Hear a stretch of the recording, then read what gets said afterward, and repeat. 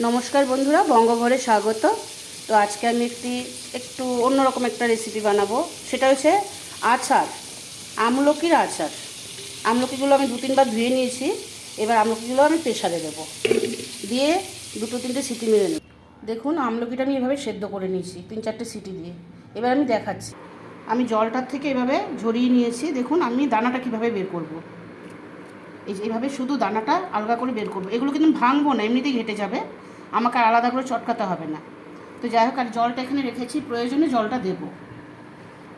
এখানে একটা গুঁড়ো মশলা আছে, আচারের মশলা, সব কিছু দিয়ে, ধনে, জিরে, মৌরি, পাঁচফোড়ন, গোলমরিচ সব কিছু দিয়ে মশলাটা তৈরি করে রেখেছি। এটা লাস্টে দেবো। এভাবে সব ছাড়িয়ে নিয়েছি। প্যানের মধ্যে সাদা তেল দিয়ে দিচ্ছি।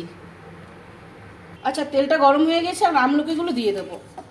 সেদ্ধতে নুন দিয়েছি, আর একটু নুন দিচ্ছি এখন কম করে, লাগলে পরে দেবো। এবার চিনি দিয়ে দেবো, 1 বাটি চিনি দিলাম এই বাটি দিয়ে। আচারটা রেডি, একটু ভাজা মশলা আর একটু চিলি ফ্লেক্স।